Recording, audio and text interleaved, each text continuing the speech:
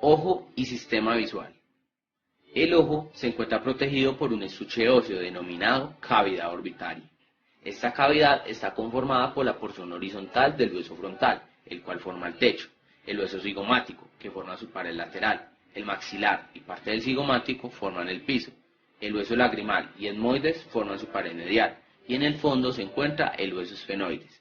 En este último encontramos unas marcas óseas, entre las cuales están el foramen óptico, por el cual discurre del endocráneo a la cavidad orbitaria el nervio óptico, y da entrada a la cavidad orbitaria a la arteria oftálmica acompañada del contingente simpático encargado de la midriasis pupilar.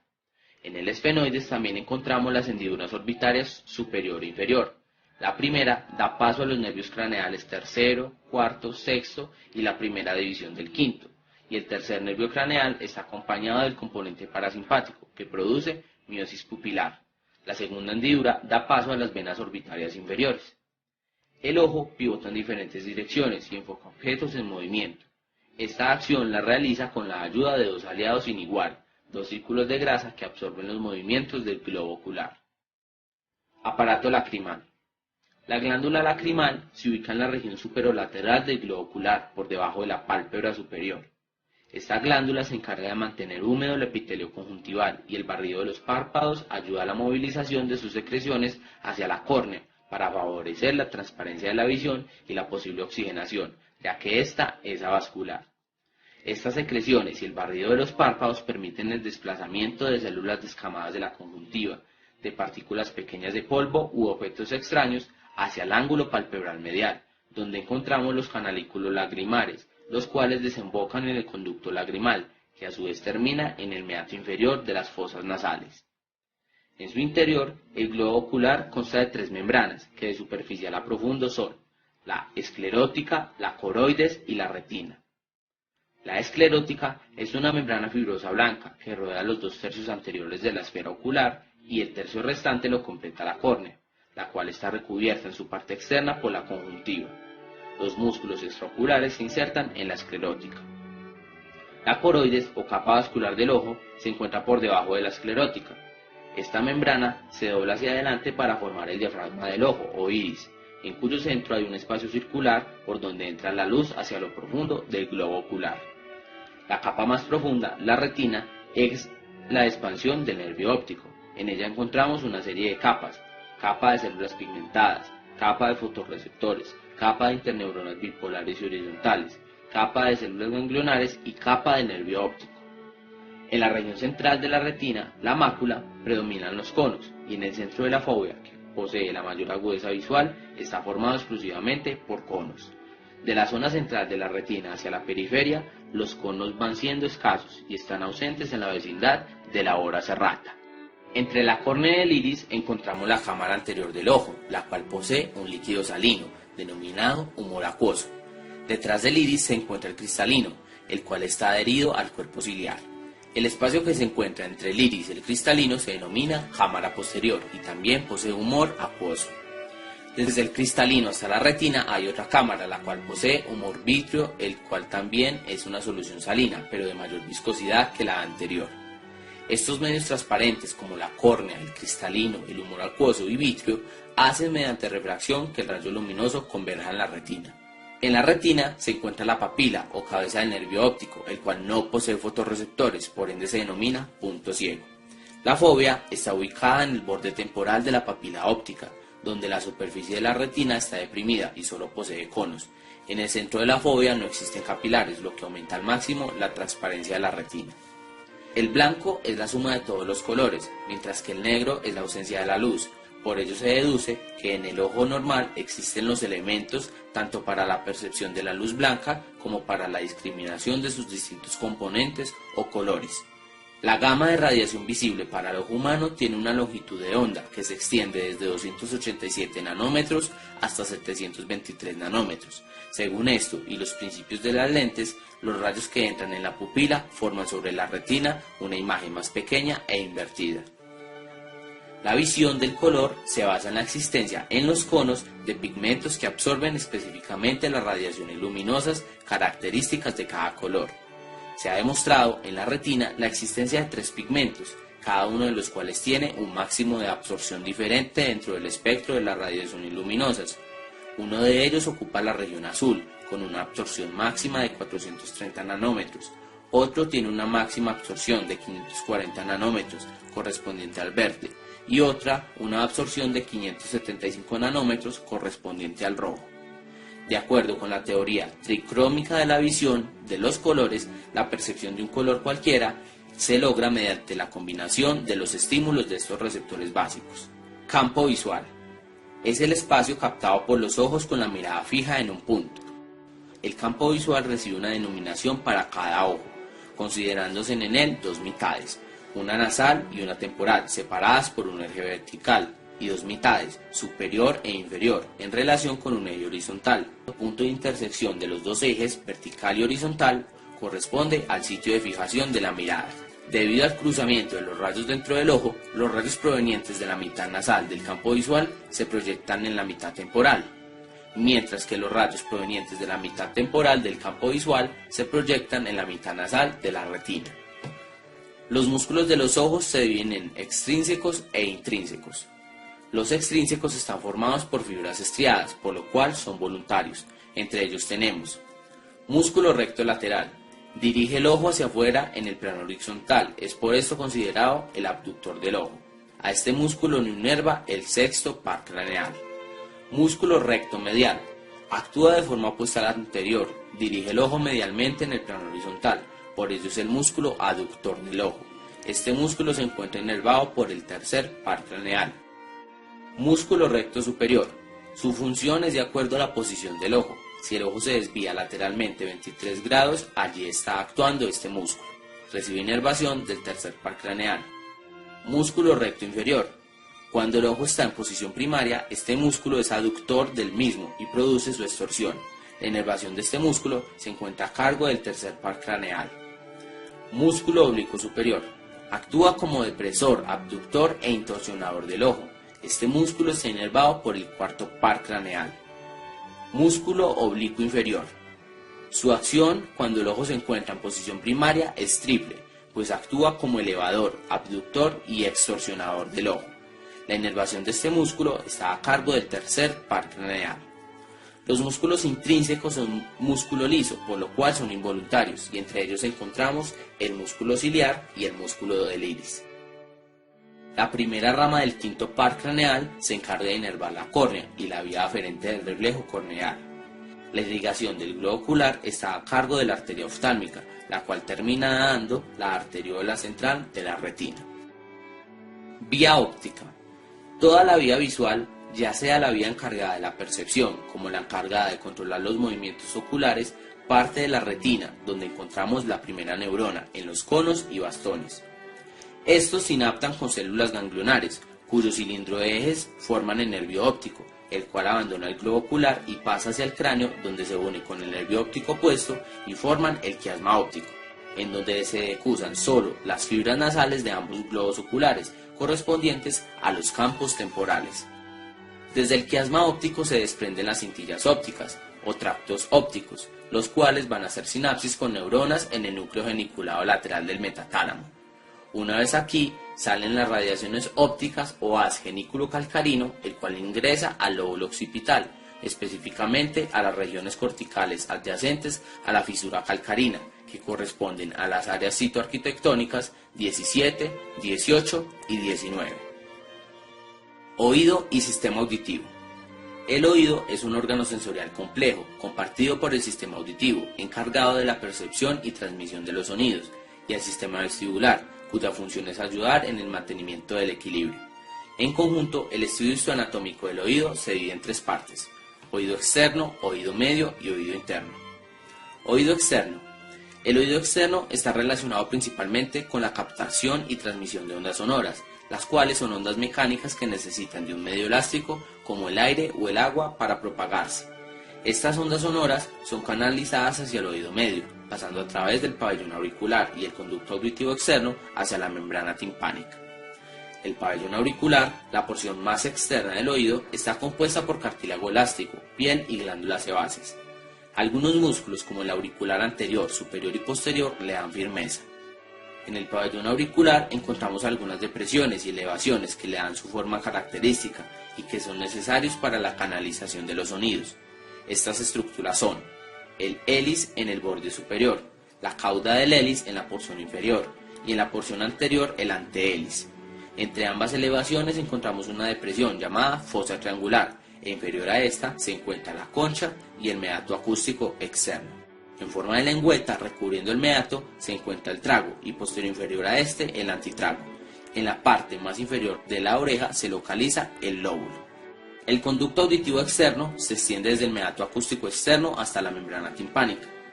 Está compuesto por cartílago elástico, tejido óseo, piel y glándulas ceruminosas que producen cerumen para proteger la cavidad óptica de sustancias extrañas. Oído medio.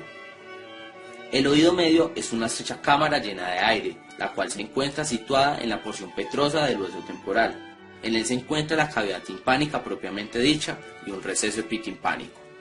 La cavidad timpánica se encuentra conectada con la nasofaringe a través de la tuba faringotimpánica o trompa auditiva. Dicha conexión permite igualar la presión del oído medio con la presión atmosférica, logrando así que la membrana timpánica se mueva libremente. La cavidad timpánica también se comunica posterior-superiormente con las celditas mastoideas a través del antro mastoideo. Dicha conexión permite que las infecciones del oído medio se diseminen por estas celdas y causen mastoiditis. La cavidad timpánica en forma de caja presenta 6 paredes. Una pared lateral o membranosa, formada por la membrana timpánica de aproximadamente 1 centímetro de diámetro, recubierta de piel delgada externamente y de mucosa del oído medio internamente. Esta pared se encarga de separar el oído externo del oído medio. Una pared medial o laberíntica, formada por la porción inicial de la cóclea, la ventana oval y la ventana redonda. Estas estructuras se encargan de separar el oído medio del oído interno. Una pared tegmentaria, formada por la delgada lámina ósea que separa el oído medio de la dura madre de la fosa craneal media. Una pared yugular o suelo, formada por una delgada lámina ósea que separa el oído medio de la cavidad del bulbo superior de la vena yugular interna. Una cámara posterior o mastoidea, la cual tiene una abertura en su parte superior, formada por la entrada al antro mastoideo, e inferior a esta, una prominencia cónica denominada eminencia piramidal, por donde emerge el tendón del músculo estapedio.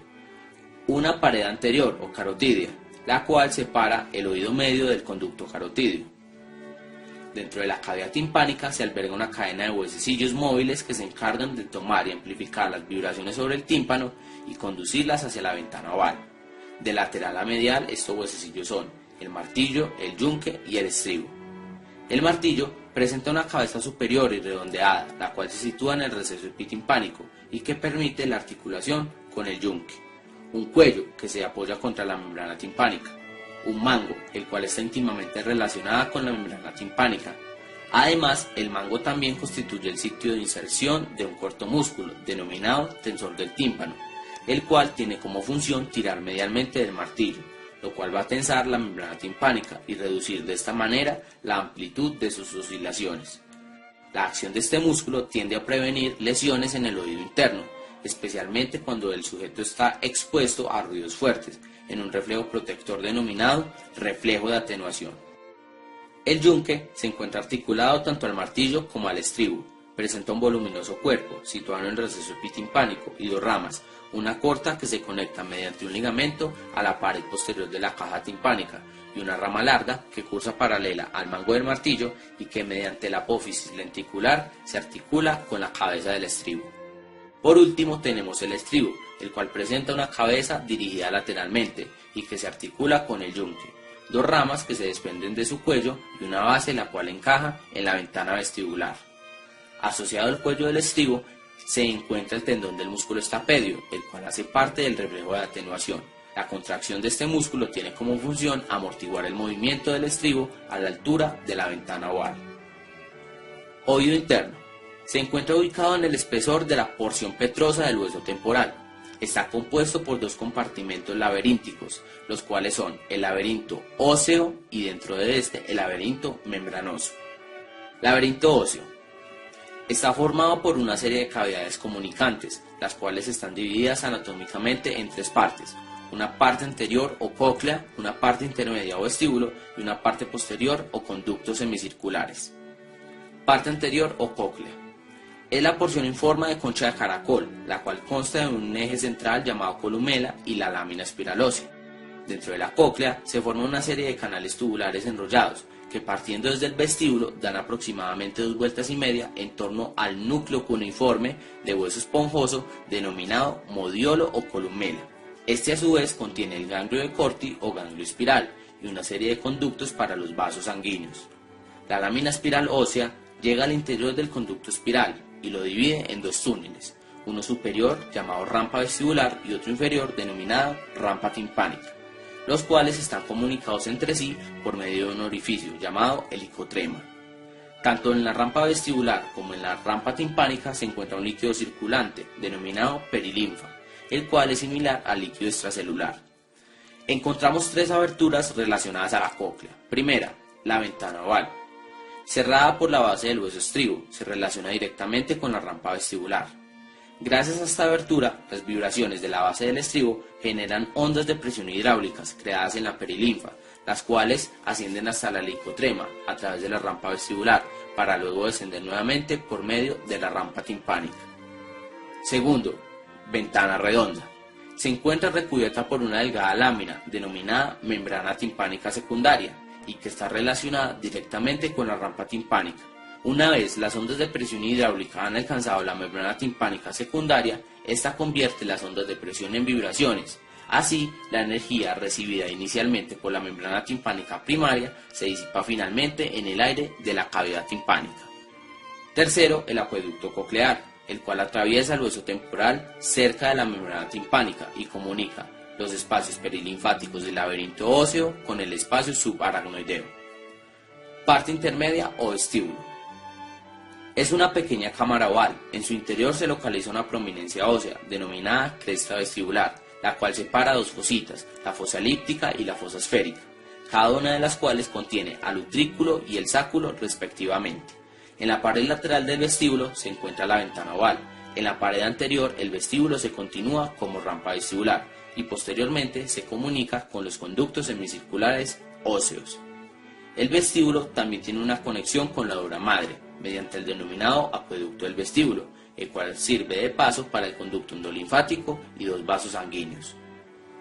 Parte posterior o conductos semicirculares. Son espacios tubulares dentro del hueso temporal, que están dispuestos perpendicularmente uno con respecto a otro. Cada uno de ellos representa los 3 planos del espacio, anterior, posterior y lateral. En el extremo de cada conducto, cerca al vestíbulo, hay una dilatación ósea denominada ampolla. Estos conductos semicirculares desembocan en el vestíbulo a través de 5 orificios, pues los conductos anterior y posterior se unen en un extremo para formar la rama ósea común. Estos conductos semicirculares ofrecen información sobre la noción del espacio y por lo tanto contribuyen al mantenimiento del equilibrio de la cabeza y mediante conexiones medulares del resto del cuerpo. Laberinto membranoso. Está compuesto por una serie de sacos y conductos suspendidos en el laberinto óseo. Contiene endolinfa, una sustancia de composición similar al líquido intracelular. Está compuesto por 2 divisiones, que son el laberinto vestibular y el laberinto coclear. Laberinto vestibular. Este contiene los 3 conductos semicirculares membranosos, que están situados dentro de los conductos semicirculares óseos. La ampolla presenta en su interior un área sensorial especializada, la cresta ampular. Estas son placas de células ciliadas cubiertas por una masa gelatinosa compuesta de mucopolisacáridos y cristales de carbonato cálcico, llamada cúpula. Cuando hay movimientos angulares o rotatorios, la cúpula se desplaza y provoca la excitación o inhibición de las células ciliadas, alertando a la persona sobre el cambio en la posición. También se encuentran 2 órganos en forma de cámaras, que son el utrículo orientado en el plano horizontal y el sáculo orientado en el plano vertical. Ambos se comunican a través del conducto utrículo-sacular del que se origina el conducto endolinfático. Este atraviesa el acueducto vestibular y emerge a través de la fosa craneal posterior y se expande formando el saco endolinfático, el cual es un almacén de endolinfa formado por los capilares sanguíneos. El sáculo se continúa con el conducto coclear a través del ducto reuniens. Tanto el utrículo como el sáculo contienen áreas especializadas de epitelio sensorial, llamadas máculas. Estas son placas de células ciliadas cubiertas por una masa gelatinosa compuesta de polisacáridos, llamada membrana otolítica. Cuando hay un movimiento lineal, los otolitos se desplazan y provocan la excitación o inhibición de las células ciliadas, alertando a las personas sobre el cambio en la posición de la cabeza. Laberinto coclear. En este encontramos el conducto coclear o rampa media, el cual separa la cóclea en tres rampas, la vestibular y timpánica llenas de perilinfa y la medial llena de endolinfa. La rampa vestibular y media están separadas entre sí por la membrana vestibular, y la rampa timpánica y media están separadas por la membrana basilar. En la superficie de dicha membrana se encuentra el denominado órgano de Corti, que es el órgano de la audición, el cual se encuentra constituido por células receptoras, llamadas células ciliadas. Las células ciliadas son células neuroepiteliales que reciben inervación del ganglio espiral. Hay más células ciliadas externas que internas. Estas células en su extremo apical tienen un penacho de cilios, que sobresalen a la superficie y que están insertados en la membrana tectoria, una estructura gelatinosa y halina situada por encima del órgano de Corti. La vibración del órgano de Corti produce la curvatura de los cilios, lo que conduce a su vez a que se produzca la transducción de señales físicas o mecánicas acústicas en señales químicas dirigidas al área auditiva primaria de la corteza temporal en los giros transversos. Vía coclear o auditiva. El estímulo sonoro es captado y transmitido por el oído externo hacia el oído medio a través del conducto auditivo externo, alcanzando la membrana timpánica, a la cual hace vibrar. Esta a su vez genera la vibración de la cadena de huesecillos, terminando finalmente en la base del estribo, en donde estas ondas mecánicas del sonido son transformadas en ondas de presión hidráulica, que viajan a través de la perilinfa o la rampa vestibular, para terminar en el helicotrema. De allí, nuevamente, las ondas descienden a través de la rampa timpánica, llegando hacia la membrana timpánica secundaria, en donde estas ondas de presión hidráulica son convertidas nuevamente en ondas mecánicas que se disipan en el aire de la cavidad timpánica. Estas ondas ya han generado el movimiento del órgano de Corti, presente en el conducto coclear. Una vez estimuladas las células pilosas de Corti, estas liberan glutamato, el cual estimula los nervios cocleares hasta alcanzar el ganglio coclear, donde se localiza la primera neurona. La porción coclear del octavo par craneal lleva la información auditiva hacia la segunda neurona, en los núcleos cocleares anterior y posterior de la protuberancia. De aquí, la información auditiva continúa a través del lemnisco lateral a una tercera neurona, en el colículo inferior del mesencéfalo. Luego, las fibras procedentes de los colículos ascienden hacia una cuarta neurona, en el núcleo metatalámico geniculado medial, para alcanzar finalmente la corteza auditiva en las áreas 41, 42 y 22 en el lóbulo temporal, a través de las radiaciones acústicas de la cápsula interna. Vía vestibular. Su primera neurona se encuentra en el ganglio vestibular y su información es conducida por la porción vestibular del octavo par craneal hacia una segunda neurona, ubicada en los cuatro núcleos vestibulares de la protuberancia, superior, medial, lateral e inferior. Desde aquí, la información vestibular puede seguir varias vías. Los núcleos medial y superior reciben información desde los canales semicirculares y se proyectan en los nervios tercero, cuarto y sexto a través del fascículo longitudinal medial. El núcleo vestibular lateral recibe información desde los utrículos y se proyecta a través del tracto vestíbulo espinal hacia las motoneuronas de la médula espinal, en donde es responsable de los movimientos de los miembros en caso de trastornos del equilibrio. Un grueso contingente a través del pedúnculo cerebeloso inferior se dirige a una tercera neurona, ubicada en el cerebelo. Y finalmente otro contingente asciende al tálamo, buscando el núcleo ventral posteromedial y de aquí a la corteza temporal o parietal.